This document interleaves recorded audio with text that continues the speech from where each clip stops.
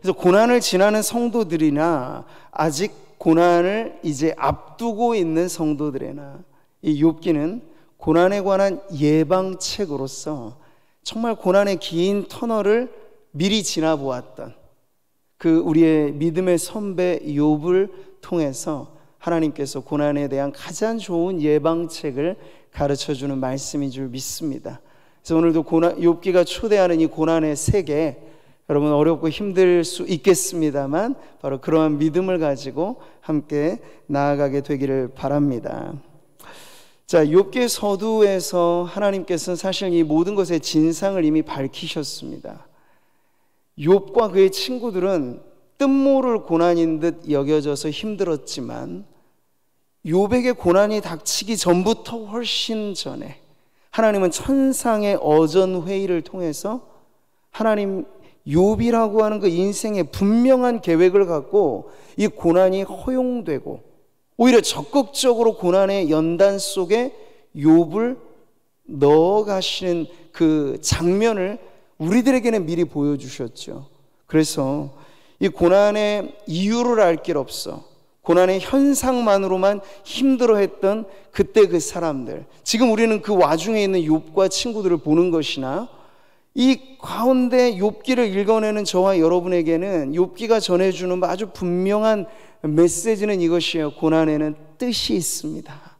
바로 이거예요. 내가 당하는 모든 일들, 오늘의 주제도 그렇습니다만 과연 하나님이 모르실까? 하나님과 무관할까? 이 세상에 되어지는 모든 일들이 하나님과는 전혀 딴 세상으로만 이렇게 되어지는 일일까? 세상의 지도자들이 이 모든 걸 엉망진창으로 만들고 세상의 악인들이 정말 전성시대를 누비면서 우리 성도들은 발붙일 곳 없이 살아가는 듯한 이 부조리한 세상이 과연 하나님과는 딴 세상으로만 진행되는 것일까라는 여러분 근본적인 우리의 그 질문들에 대해서 오늘 욥기는 아주 분명하게 아니요, 하나님이 모르시는 일은 없습니다. 심지어 공중의 권세 잡은 자라고 말하는 사탄조차도 자발적인 그 모든 악을 행하는 것 같지만 하나님의 다스리심 가운데 벗어나지 않고 있다 하는 것이 성경이 가르쳐주는 절대 주권자로서의 하나님의 통치입니다. 할렐루야. 그 믿음을 가지고 고난이 목적하는 바가 무엇인지, 그리고 하나님께서 우리가 고난당할 때 과연 하나님은 이것을 어떻게 다루시는지에 대해서 오늘 이어지는 욥기 말씀, 특별히 엘리바스로 시작된 욥과 친구들의 난타전, 이 논쟁의 3차전 경기로 우리가 함께 들어가 보도록 하겠습니다. 자, 22장 1절은 이렇게 시작하죠. 대만 사람 엘리바스가 대답하여 이르되, 여러분 욥기는 초기에 욥이 당했던 고난의 그 실체, 경험, 아픔, 그것은 아주 잠깐 다루고 몸통부에 해당되는 것은 욥과 친구들의 논쟁으로 주를 이루고 있다는 걸 우리가 알고 있죠.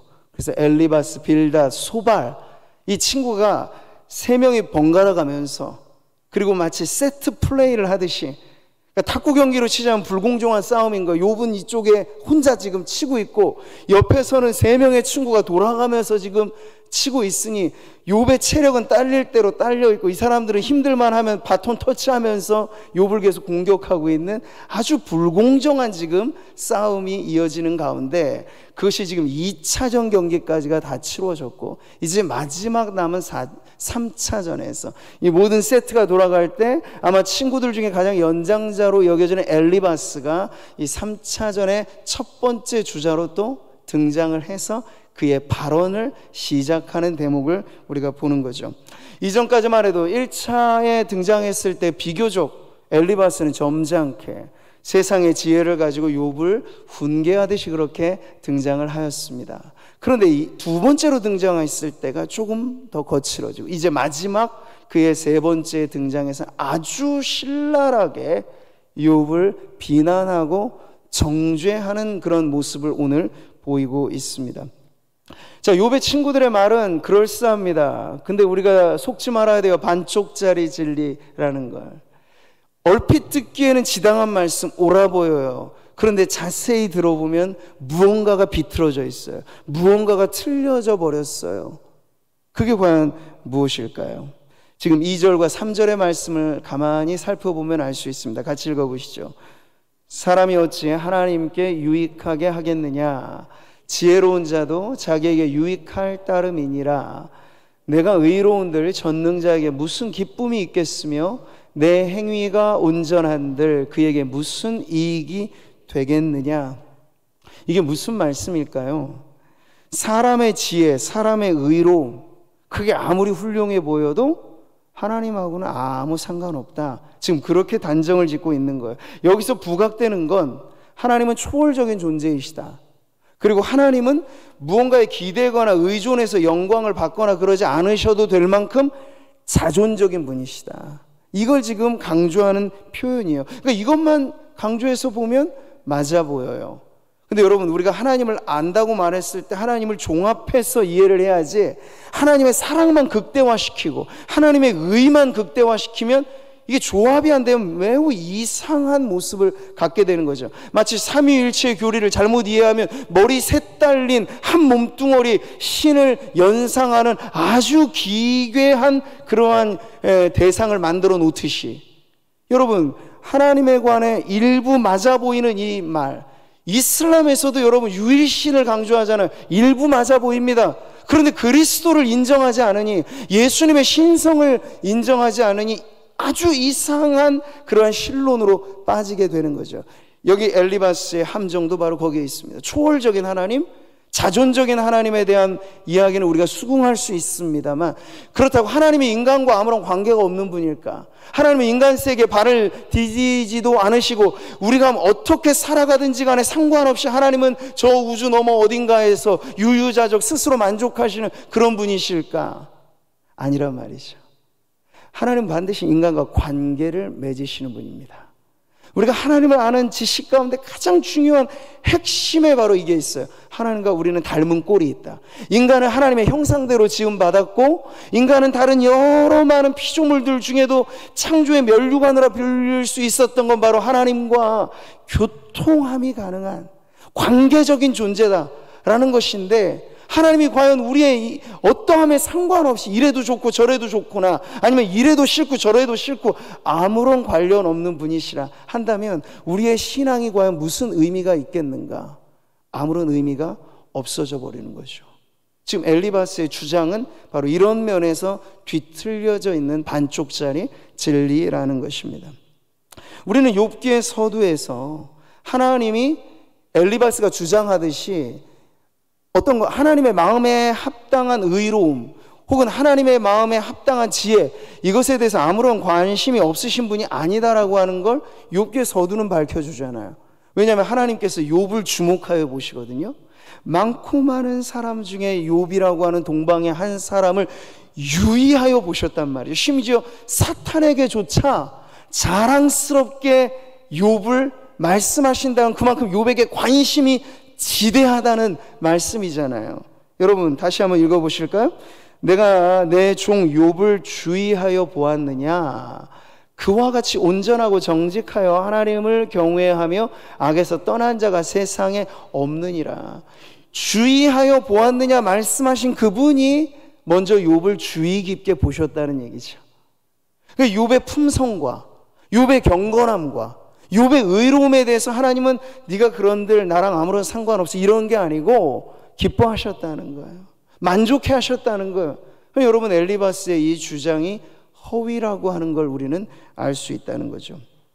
그러니까 만약 엘리바스의 그 반대편 강조점, 초월적이고 자존적이다 하는 것만을 강조해서 하나님은 인간 세상과 아무런 상관이 없으신 분이다, 아프간과 같은 지금 사태가 벌어졌을 때 역사 속에 하나님은 아무런 상관이 없는 분인 것처럼, 홀로코스트라고 하는 유태인 학살이 벌어졌던 그 만행된 끔찍한 역사에, 혹은 9.11 테러가 일어났던 획을 그을 만한 인간의 역사에 하나님은 시큰둥하고, 그래 니네가 아무리 발악을 하고 뭐 난리 법석을 쳐도 나는 아무런 상관없어, 이런 분이실까 한다면 전혀 그렇지가 않다는 거예요.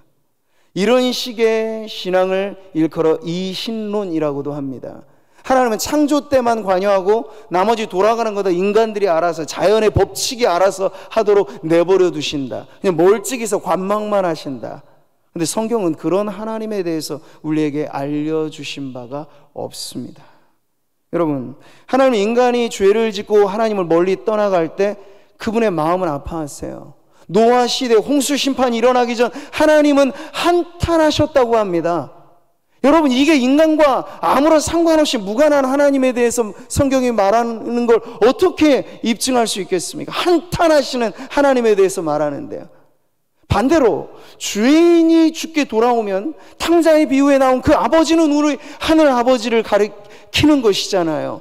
한 죄인이 돌아오면 회개할 것 없는 99의 의인으로 인한 기쁨보다 더 즐거워하는 것이 하늘 아버지 되신 우리 하나님의 마음인 줄 믿습니다.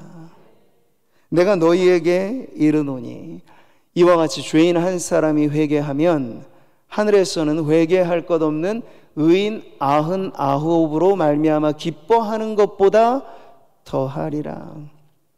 잔치를 벌이시는 하나님에 대해서 성경은 가르쳐주고 있어요. 이래도 흥 저래도 흥, 아무런 미동조차 않는 그러한 신이 아니라 우리의 어떠함에 대하여 반응하시고, 성도들이 말이죠, 여기 많고 많은 성도들이 또 있잖아요. 코로나 시대 얼마나 많은 성도들의 아픔과 고통과 어려움들이 있겠습니까? 거기에 대해서 하나님이 팔짱 끼고 관망하듯 아무런 상관없어 하신다라고 한다면 여러분, 우리의 신앙은 다 가짜입니다. 기독교가 말하는 하나님은 다 허위입니다. 그럼 여러분, 우리는 그런 하나님을 믿지 않잖아요. 내가 아파할 때 함께 아파하시고, 내가 공경에 처해 있을 때 그분은 선한 목자가 되셔서 산을 넘고 강을 건너면서 찾기까지 찾아내시는, 방황하고 그리고 외톨박이처럼 그렇게 살아가는 성도들을 끌어안고 결국에는 양우리로 데려오시는 하나님의 열심은 우리와 무관하지 않게 우리를 적극적으로 바라보시고 사랑하시는 하나님이심을 믿으시기를 바랍니다. 여러분, 하나님은 우리와 언약을 맺으셨어요. 그래서 약속대로 우리를 이끄시고요, 그리고 우리를 창조하시고 구원하신 아주 분명한 뜻을 갖고 우리가 하나님을 찬송할 때 하나님 기뻐하시는 줄 믿습니다. 우리가 기도할 때 하나님 귀 기울여 들으시는 줄 믿습니다. 네, 이 백성은 내가 나를 위하여 지었나니 나를 찬송하게 하려 함이니라. 오늘도 저와 여러분이 하나님의 창조의 목적에 부합하게 이렇게 한 주간의 중심의 이 수요 예배로 주님 앞에 나올 때 하나님의 시선은 바로 여기에 집중하고 있는 줄 믿습니다. 이게 우리가 하나님을 향하여 열심을 내는 근거예요. 언제나 하나님이 우선하여 먼저 우리에게 관심을 가지신다라고 하는 걸 믿기 때문에 우리도 마음을 열중해서 하나님 앞에 나아가는 게 합당하다는 것을 우리가 깨닫게 되는 것이죠. 여러분, 엘리바스의 주장, 하나님에 대하여 궤변적인 신학을 펼치고 있는 것입니다. 그가 지금 계속해서 욥을 추궁하고 있는 내용으로 여러분 살펴보면 이렇습니다. 하나님이 너를 책망하시며 너를 신문하심이 너의 경건함 때문이냐? 내 악이 크지 아니하냐? 내 죄악이 끝이 없느니라. 제가 서두에 말씀드린 것처럼 엘리바스가 처음에 등장해서 점잔을 빼고, 그런데 마지막 이 타자로 들어서서 지금 공격할 때는 엄청나게 지금 욥을 다른 어떤 친구들보다도 더 신랄하게 지금 몰아세우고 있는 장면, 바로 여기에 있는 거죠. 그는 아주 확신에 차서 말을 합니다. 당신이 지금 고난당하고 이렇게 고통당하는 데는 다 이유가 있어요. 그건 바로 당신의 끔찍한 죄악 때문이고 어마어마한 죄 때문에 지금 이렇게 신문을 받는 것입니다. 이렇게 말하고 있어요. 생사람을 잡는다는 게 바로 여기서 우리가 느껴지는 부분이죠. 이것이 엘리바스뿐만 아니라 모든 친구들이 가지고 있었던 그들의 근본, 욥을 대하는 선입견입니다. 그러니까 우리가 욥기에서 계속 반복돼서 다루고 있는 하나의 분명한 인간 중심적인 신학이 있으니 그게 바로 인과응보의 신학입니다. 인과응보, 죄는 죄에 상응하는 벌이 따른다. 그리고 선은 그것에 보상되는 어떠한 좋은 것, 복이 따른다. 이것이 우리에게 있어서는 그리 나빠 보이지는 않는 주장입니다. 물론 우리는 성경 안에서도 하나님께서 보응하시는 하나님의 그 손길도 보게 되죠. 근데 문제는 현재를 살아가면서 이 현세에서 이 모든 것이 다 그렇게만 규명이 나겠는가? 그게 아닌데 이 인간응보의 메인 사람들은 반드시 현세에서 이 모든 게 명명백백 결판이 날 것처럼 그렇게 믿는 것이죠. 그래서 이들이 받아들이지 못하는 게 무엇입니까? 의인이 고난당하는 걸 받아들이지 못하는 거예요. 그리고 때때로 악인이 형통하는 것을 도무지 해석할 수 없는 것이죠. 근데 현재를 살아가는 동안에는 그런 일들이 왕왕 우리에게 보인단 말이죠. 그래서 성경은 여러분 창세기서부터 계시록까지 다 읽고 나야 우리가 진정 하나님의 뜻을 알게 되는데, 마지막 커버로서 닫히는 계시록이 우리들에게 말해주는 건 뭡니까? 현재를 살면서 현세에서 악인이 떵떵거리고 산다, 때로는 의인이 고난에 찌들어 산다. 근데 너무 그것 때문에 걱정하지 마시라. 왜냐하면 우리 주님 다시 오시는 날, 유보된 듯 보이나 실로 마지막 날에 규명될 최후의 심판에는 과연 악인이 떵떵거릴까 보시라. 그럴 수 없으리라는 거예요. 의인의 눈물이 마지막 순간에도 비참하게 떨구어지겠는가? 아니란 말이죠.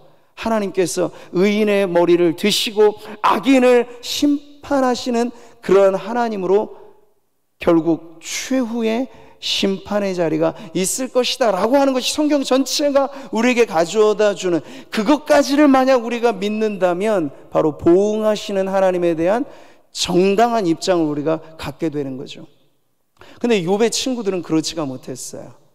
지금 살아가는 일희일비하면서 짧은 이 한평생 동안에 모든 게 다 속 시원히 규명될 거라, 그러니까 여러분 욥을 이해 못하는 거예요. 자신들의 선입견에 끼워 맞추려고 하니까 욥은 맞춰지지가 않는 거예요.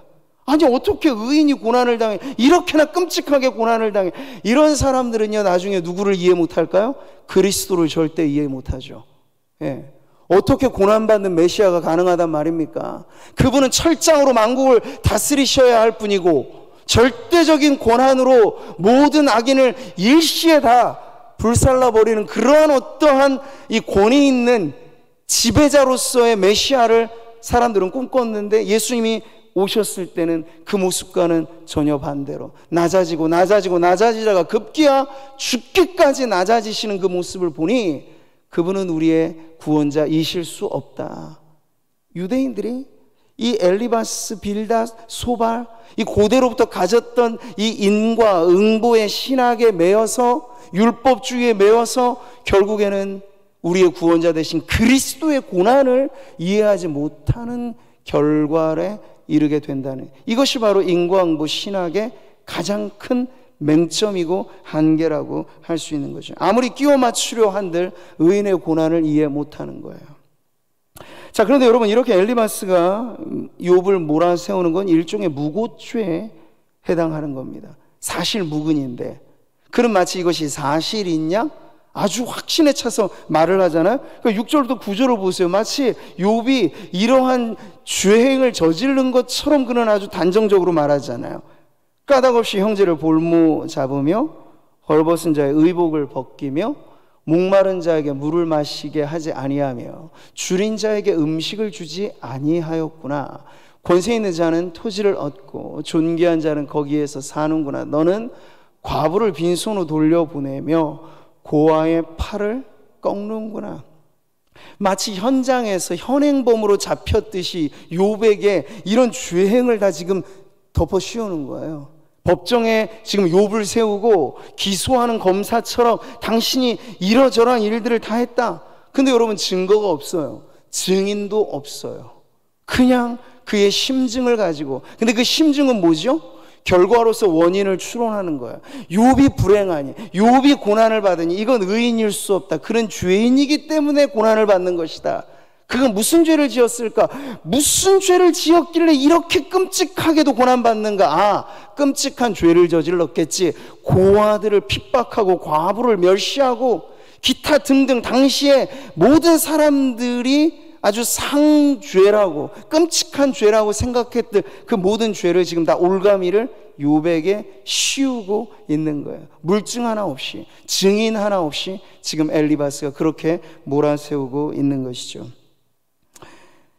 여러분, 그 이유는 바로 10절과 11절에 나온 것처럼 이들의 발상 자체가 그 사람의 겉모습만 보고, 현재 모습만 보고, 욥이 고난당하는 그 결과만 보고 그 원인을 이렇게 넘겨짚은 것이라 하는 거예요.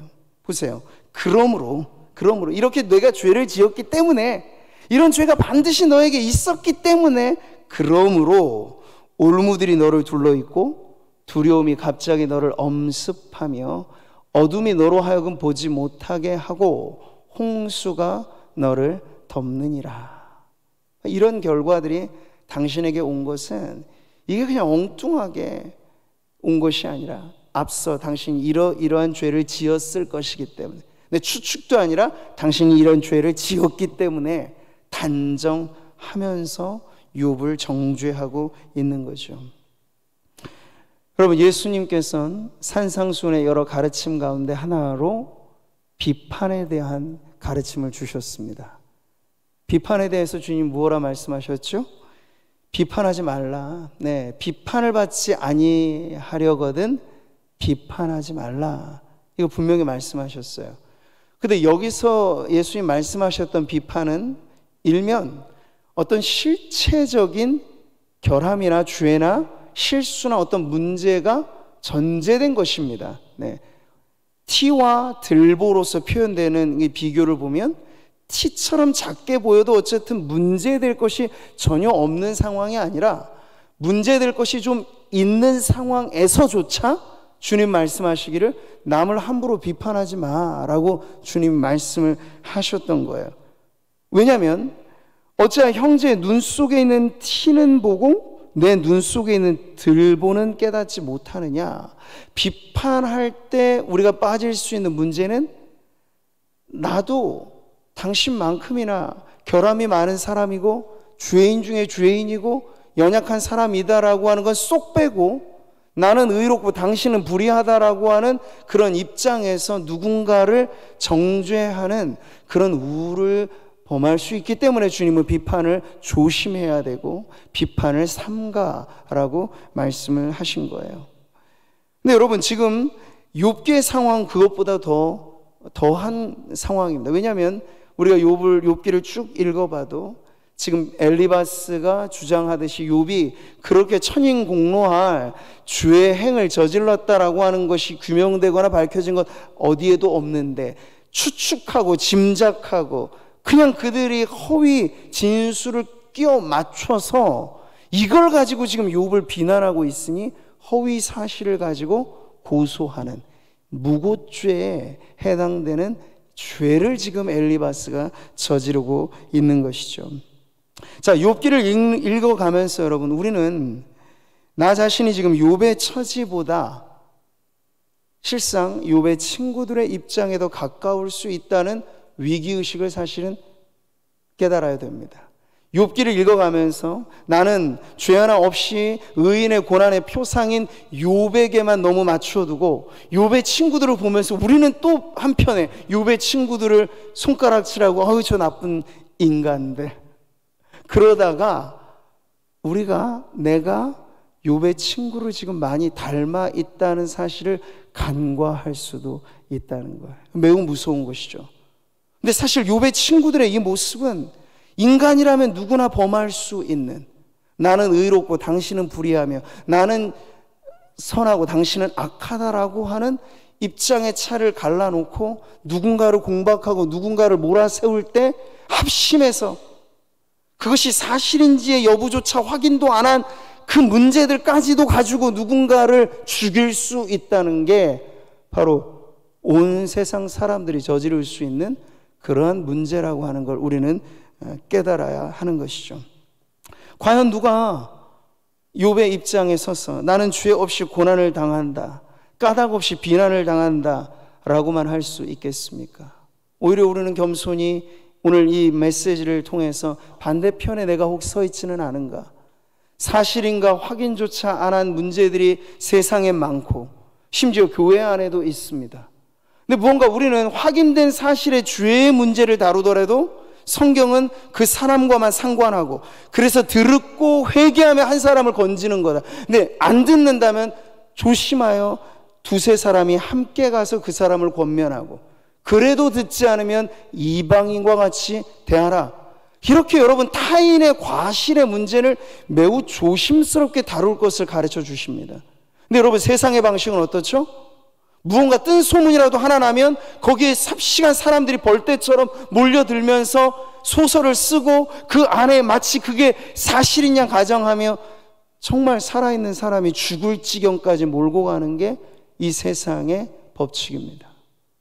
근데 여러분 우리가 성도로서 살아가면서 하나님께서 욥기를 읽어내며 우리가 과연 어떻게 다른 사람의 과실의 문제, 혹은 과실이 없더라도 고난 가운데 처한 힘들고 어려운 처지에 있는 성도들을 어떻게 우리가 이해할 것이며 품어주어야 할 것인가? 이게 욥기의 또 하나의 메시지인데, 그럴 때 혹여 이 친구들의 입장으로 엘리바스처럼 우리가 알게 모르게 이 영향을 받고 있는 응보의 신학에 우리도 매어서, 야, 아니 땐 굴뚝에 연기 나겠어? 원인 없는 결과가 있겠어? 그러면서 현재 공경에 처한 성도들을 우리가 마치 그 사람의 죄에 대한 무슨 업보에 대한 결과인 것처럼 그렇게 상정해 버린다면 우리도 엘리바스와 전혀 다를 바 없이 그렇게 지금 과오를 범하고 있는, 내 눈에 들보는 못 본 채로 상대방의 티를 가지고 가타부타 비난하는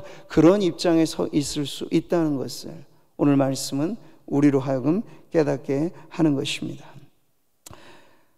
잠언은 말씀합니다. 사람이 내게 악을 행하지 아니하였거든 까닭 없이 더불어 다투지 말며. 세상을 살아가는 지혜를 잠언은 많이 가르쳐 주죠. 근데 여러분 오늘날 세상이 과연 이렇게 되어지는가를 보세요. 전혀 그렇지 않아요. 나와 상관없는 사람의 문제까지도 합세해서 그 사람 죽을 때까지 몰아세우는 거. 예, 법은 법대로 집행되면 되는 것입니다. 그런데 많은 사람들은 오히려 이제 이 군중이, 사람들의 절대적인 의견이 법보다도 더 많이 여론몰이를 해서 법이 공정하게 집행된 것조차도 사람들은 다수의 견해에 따라 그 법을, 이 판결을 나는 인정하지 않아. 그러면 여러분 마치 법의 판결도 굽어질 수 있듯이 되어지는 게 오늘날의 세상인 것을 우리는 지금 목격하고 있는 것이죠. 성경은 까닭 없이 남과 다투거나 무고히 남을 비난하지 말 것에 대해서 신신당부하고 있습니다. 우리나라 형법에도 무고죄는요 10년 이하의 징역 또는 1,000만 원 이하의 벌금형, 이게 꽤나 무겁게 다루고 있는 문제입니다. 근데 여러분 하늘 법정은 어떨까요? 정말 욥과 같이 하나님의 깊은 뜻 가운데 하나님의 연단의 손 안에서 그가 경건함에도 불구하고 그가 믿는 자임에도 불구하고 허락하신 고난을 받는 이 욥에게 대하여 없는 죄까지 뒤집어 씌우면서 그를 공격하는 이에 대하여 여러분 하나님의 판단은 매우 분명할 것입니다. 그게 욥기의 결론부가 가르쳐주는 바이기도 하죠. 사랑하는 성도 여러분, 우리는 엘리바스와 같이 타인의 불행과 또는 고난을 보면서 우리가 모르는 문제에 대하여 섣불리 판단하는 우를 범하지 않도록 조심, 또 조심, 또 조심을 해야 합니다. 아니, 한 걸음 더 나아가서 누군가 확인되지 않은 허위 사실로 인하여서 공경에 처했을 때 오히려 성도들은 그를 도와주는 입장에서 그를 위하여 기도해주는 그런 입장에 서야 할 것입니다. 그래서 오늘 말씀은 결론이 아주 뚜렷하죠. 엘리바스가 마지막 이 3차전에서 욥에 대해 아주 신랄한 비판을, 온갖 정죄를 지금 퍼붓고 있을 때, 그러면서도 여러분 참 아이러니한 것은 그의 메시지의 마지막 부분은 아주 어설픈 축복을 또 말을 하고 있어요. 그게 뭡니까? 21절을 한번 보시면요, 너는 하나님과 화목하고 평안하라. 그리하면 복이 내게 임하리라. 이 병 주고 약 준다는 게 딱 이런 거죠. 실컷 욥을 상죄인, 정말 부도덕한 죄인의 괴수로 몰아세운 그러고 나서 지금 한다는 소리가 하나님과 화목하십시오. 그러면 하나님께서 복을 주실 겁니다. 이렇게 지금 말을 하고 있어요. 듣기에 좋아 보이나 의도가 좋지 않은 말이죠. 이것을 일명 기복주의라고도 말할 수 있겠어요. 그게 뭔가요? 인간이 어떤 조건에 부합하기만 한다면 하나님은 자동적으로 복을 주신다. 이게 기복주의예요, 여러분. 우리가 하나님과 인격적으로 신뢰하며 하나님 믿거나 말거나 그런 게 중요하지 않아요. 우리의 정성이 어떠하느냐, 우리가 하나님 보시기에 어떤 행동들을 하느냐에 따라서 하나님이 거기에 상응하는 복을 주신다. 이게 여러분 기복주의라는 얘기죠. 근데 여러분 성경은 우리에게 복을 말씀하시는 그런 복과는 좀 차원이 다른 복을 말씀하시죠. 어떤 복입니까? 복 있는 사람은 오직 여호와의 율법을 즐거워하여 그의 율법을 주야로 묵상하는도다. 복 있는 사람은 이런 것 저런 것 받겠다라는 식의 복, 그런 어떤 아주 단선적이고 단순한 기복에 대한 것보다도 더 풍성한, 정말 하나님께서 복 있다 말씀하시는 사람 누구냐면 하나님을 기뻐함으로써 자신의 힘을 얻고 하나님을 추구함으로써 그것으로 모든 것을 누리는 사람이라고 성경, 그게 진짜 복 있는 사람이라고 가르쳐주고 있습니다.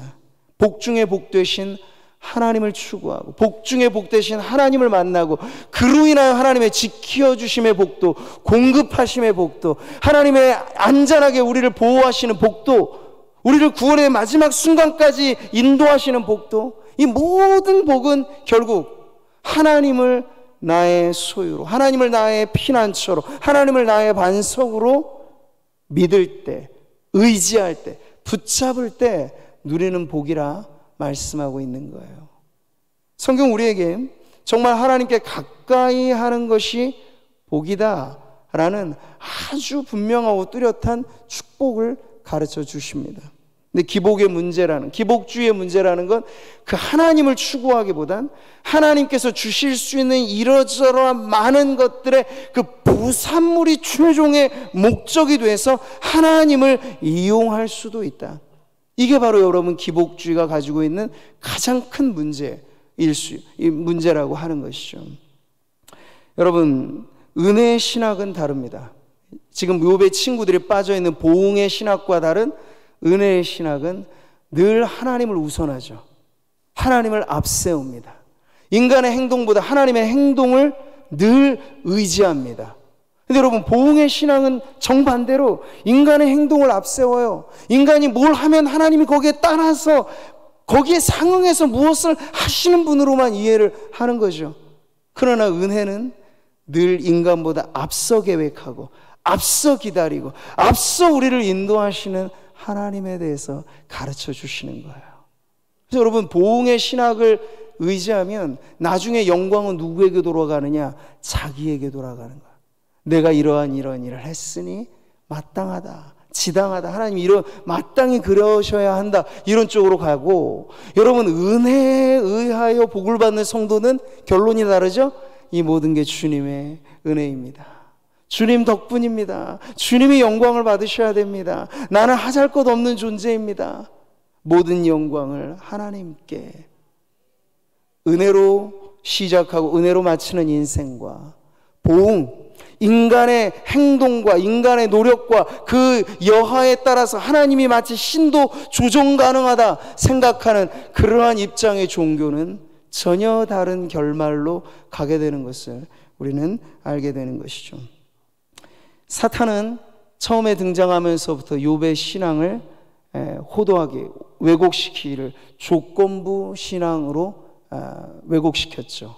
하나님, 욥이 하나님이 아무것도 안 해주시는데 정말 하나님을 그저 추구하고 하나님이 복인 줄 믿어 그렇게 하나님을 따르는 줄 아십니까? 아닐걸요? 그에게 재물의 복도 주시고 자녀의 복도 주시고 건강의 복도 주시고 명예의 복도 주시고 그의 전체를 두루시기 때문에 그가 하나님을 따르는 것 아닙니까? 욥이 지금 하나님 앞에 의문점을 던진 건 욥의 신앙이 조건부 신앙일 거라 그렇게 지금 하나님에게조차 시험을 걸고 있는 거였어요. 반대로 지금 엘리바스는 욥에게 말하기를, 마지막 병 주고 약 준다고 하면서 약으로 준 말이 이 조건부 은혜에 대해서 말하는 거죠. 네가 하나님을 한번 달래봐. 하나님 앞에 잘못된 걸 한번 고쳐봐. 그러면 하나님도 다시 복을 다발로 당신에게 주실 테니. 조건부 은혜에 대해서. 근데 여러분, 은혜가 은혜되는 건 뭡니까? 조건을 뛰어넘는 데서 우리는 은혜를 발견하는 거예요. 할렐루야. 그럼에도 불구하고가 언제나 은혜 앞에 붙어있는 가장 은혜스러운 말이죠. 그럼에도 불구하고 선인을 위하여 죽는 자 혹 있고 의인을 위하여 죽는 자 있을까 말까. 그러나 있을지 몰라도, 그러나 우리가 죄인 되었을 때 그리스도께서 우리를 위하여 죽으심으로 하나님께서 우리에게 대한 자기의 사랑을 확증하셨느니라 라고 말했을 때, 그 사랑이 은혜인 까닭은 우리가 의인이었을 때, 선인이었을 때가 아니고 명명백백 죄인이었을 때, 내가 죄인이었을 때 예수님이 날 위해 죽으시고, 내가 죄인이었을 때 예수님께서 날 위해 그 피를 흘리시고, 내가 죄인이었을 때 주님께서 그 귀한 몸과 그 귀한 생명을 아낌없이 주심으로 내가 예수 믿어 새 생명 얻었네. 내가 예수 믿어 영생을 얻었네. 내가 예수 믿어 새 삶을 얻었네. 자랑할 게 무엇입니까? 아무것도 없어요. 자랑하는 이는 오직 주 안에서 자랑할지니라. 그리스도 밖에는 우리에게는 자랑할 것이 없는 인생. 그것이 여러분 은혜로 시작해서 은혜로 마치는 인생인 줄 믿습니다. 자, 오늘 본문을 통해서 욥이 그의 친구 엘리바스에게 들었을 그 무고한 비난과 정죄.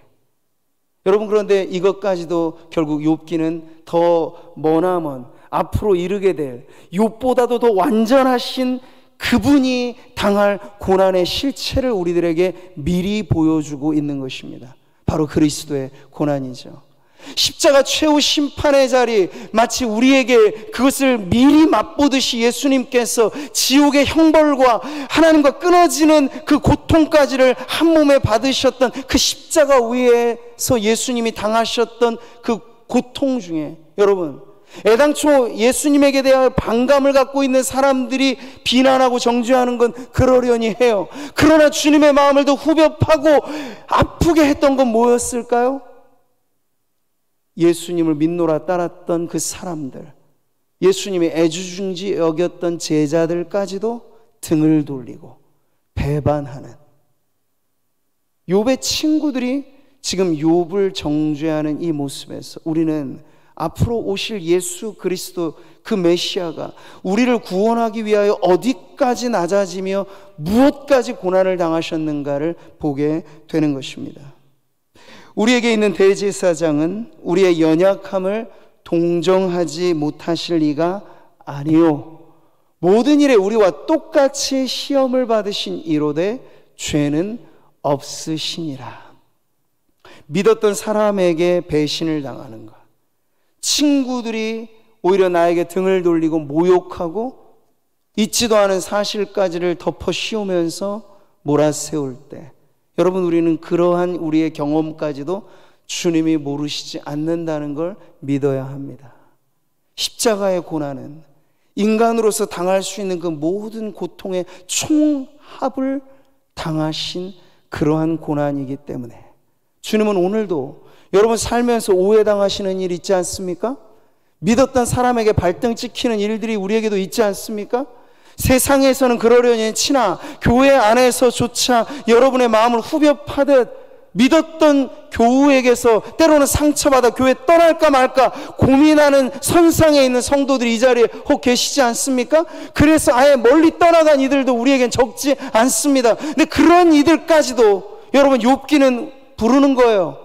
욥이 당했던 그 고난의 실체는 믿었던 친구에서 당하는 그 무고한 비난과 정죄에 대해서, 그러나 그것을 우리가 참아낸다는 것은 우리의 힘만 가지고는 어렵기 때문에 욥보다도 더 완전하신 예수 그리스도께서 그 제자들의 배신까지도 감내하며 십자가 지신 그 은혜를 우리가 의지할 때 주님께서는 저와 여러분이 당하는 사람으로부터 받는 실망과 사람으로부터 받는 정죄와 사람으로부터 받는 그 비난으로 인한 아픔까지를 공감하시고 우리를 그 아픔에서 건져주시는 이시다 하는 걸 여러분 믿으시고, 그렇게 괴롭고 힘든 성도들 계시다면 오늘 욥기가 여러분에게 위로의 메시지로 전해지게 되기를 축복합니다. 그래서 성경은 말씀하는 거 아무런 근거 없이가 아니고, 누가 우리를 정죄하려 아무런 근거 없이 당당하게 말하는 것이 아니라 근거가 분명하죠. 같이 여러분 힘있게 읽어보겠습니다. 누가 능히 하나님께서 택하신 자들을 고발하리요, 의롭다 하신 이는 하나님이시니 누가 정죄하리요, 죽으실 뿐 아니라 다시 살아나신 이는 그리스도 예수시니 그는 하나님 우편에 계신 자요 우리를 위하여 간구하시는 자신이라. 할렐루야. 여러분이 힘들고 어려울 때 누구에게 피해 가셔야겠습니까? 사람에게 다 위로받을 길 없을 때 누구에게 도망가야겠습니까? 그리스도께로 오십시오. 그러면 그분은 여러분의 중보가 되실 겁니다. 사람이 다 알지 못하는 마음속 깊은 아픔까지도 주님이 어루만져 주시고, 뿐만 아니라 그 무고히 당하는 어려움과 그러한 비난으로부터 지나가기까지 우리를 위하여 친히 간구하시는 분으로 우리의 도움이 되실 줄 믿습니다. 그러므로 이제 그리스도 예수 안에 있는 자에게는 결코 정죄함이 없으리라. 할렐루야. 그 믿음을 가지고 저와 여러분, 나와 정말 무관한 사람뿐만 아니라 때로는 가족들 중에, 때로는 교우들 중에, 가장 친한 친구들 중에 외면당하고 괴로움당하고 아픔당할 때, 여러분 오늘 말씀을 꼭 기억하셔서 이로 인하여 예수께서 오셨고 우리가 예수 그리스도를 바라볼 때 이 문제까지도 주님께서 우리에게 답이 되신다 하는 믿음을 가지고 다시 한번 여러분의 믿음을 우뚝 그리스도 위에 세워가는 그러한 성도들 되시기를 주님의 이름으로 축복합니다.